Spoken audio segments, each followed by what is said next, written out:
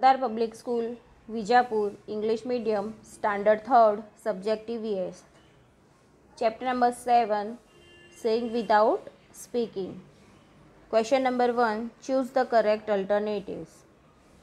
Question number 1, what are people who cannot speak and hear known as? जो people सुन नहीं सकते हैं और बोल नहीं सकते हैं ऐसे पीपल को क्या कहते हैं? Blind, handicap, deaf mute, mentally ill. तो ऐसे पीपल को कहते हैं C, deaf mute. So we have to write in this box C. How do people who can not talk communicate?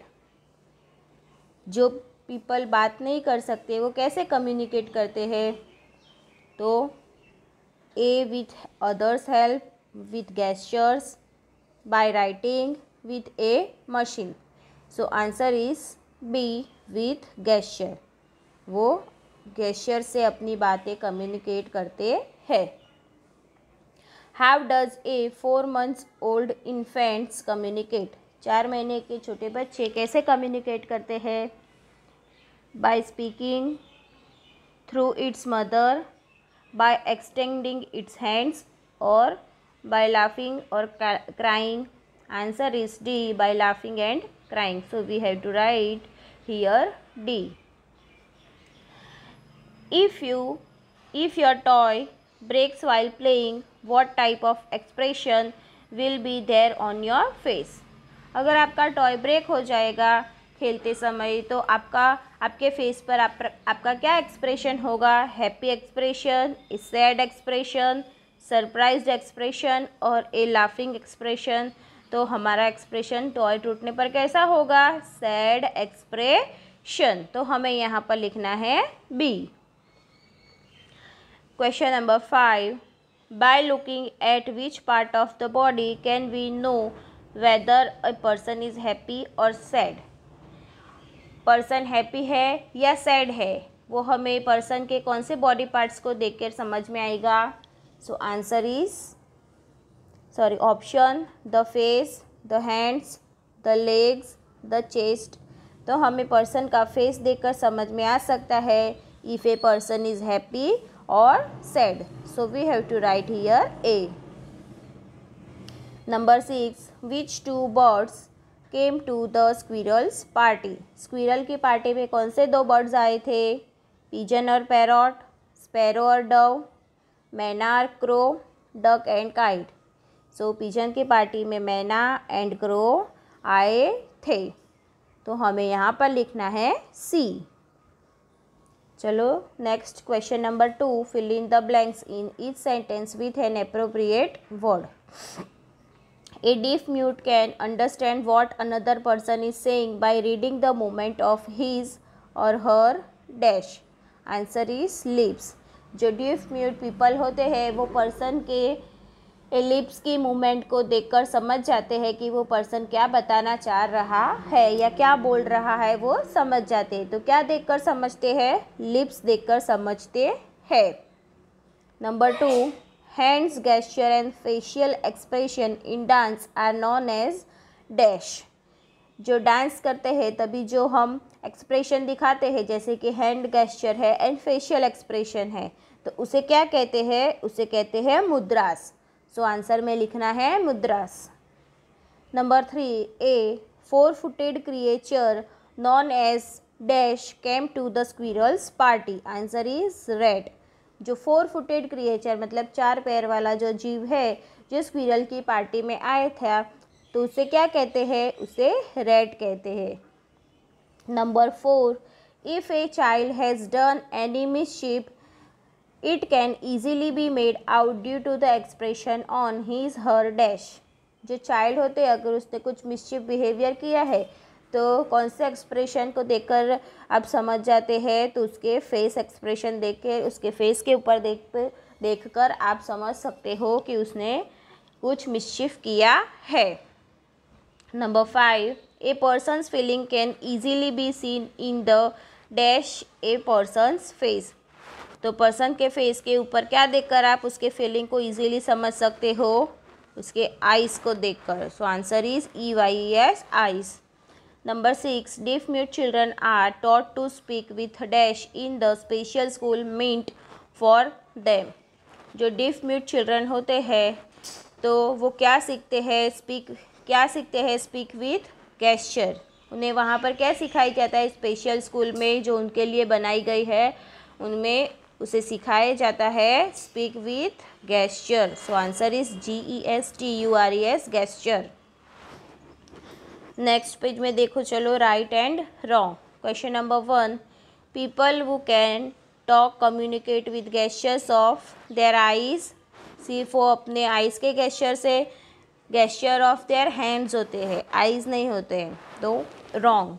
There are special schools for the deaf mute and the blind, क्या deaf mute and blind people के लिए special school होती है? Yes. Deaf mute children can not speak but can hear, जो deaf mute people होते हैं, children's होते हैं, वो बोल नहीं सकते लेकिन सुन सकते हैं। नो, वो बोल भी नहीं सकते हैं और सुन भी नहीं सकते हैं। सो आंसर इज रॉन्ग, तो हमें यहाँ पर क्रॉस करना है। Facial expression are the main aspect of dance, dance का जो मेन एस्पेक्ट होता है वो फेशियल एक्सप्रेशन होता है। येस। नंबर 5, ए 4 months old child talks loudly, 4 महीने के जो छोटे बच्चे होते हैं वो ज़ोर से बोल सकते हैं। No, wrong. Whether a person is happy और sad can be known by his facial expression, facial expression से समझ में आ सकता है कि पर्सन इज़ हैप्पी और sad. So answer is yes, right. तो हमें यहाँ पर करना है tick. Match the column appropriately, column A में फर्स्ट दिया है ब्लाइंड, तो ब्लाइंड किसे कहते हैं? तो blind means person who can not सी, जो पर्सन देख नहीं सकते हैं वैसे पीपल को ब्लाइंड कहते हैं। तो हमें यहाँ आंसर में लिखना है सी। डीफ म्यूट, डीफ म्यूट किसे कहते हैं? Answer is person who can neither speak nor here, जो पर्सन सुन नहीं सकते हैं और बोल नहीं सकते हैं ऐसे पर्सन को डीफ म्यूट पीपल कहते हैं।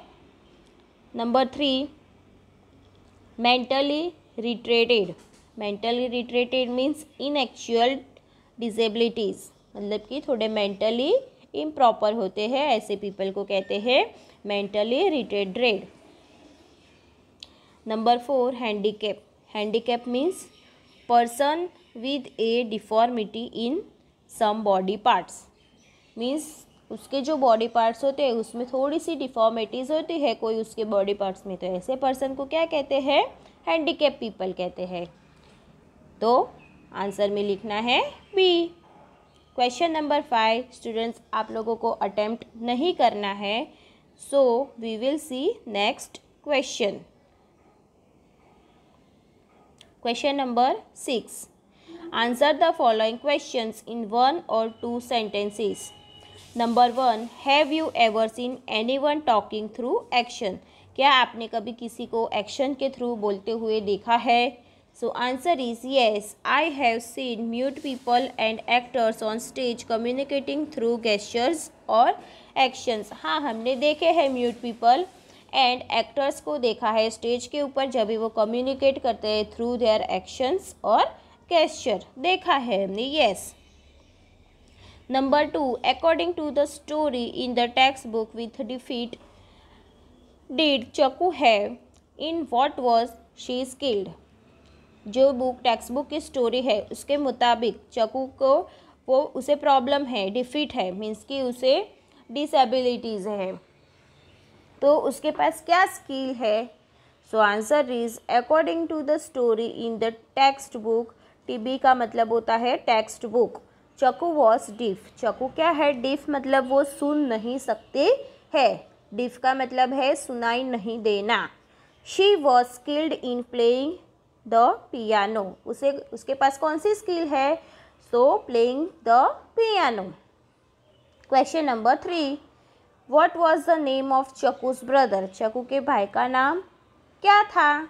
चकूस ब्रदर्स नेम वॉज नंदू, उसके भाई का नाम नंदू था। Question number 4, how does a person who can not talk communicate with other people, जो पीपल बोल नहीं सकते हैं वो कैसे कम्युनिकेट करते हैं दूसरे पीपल के साथ?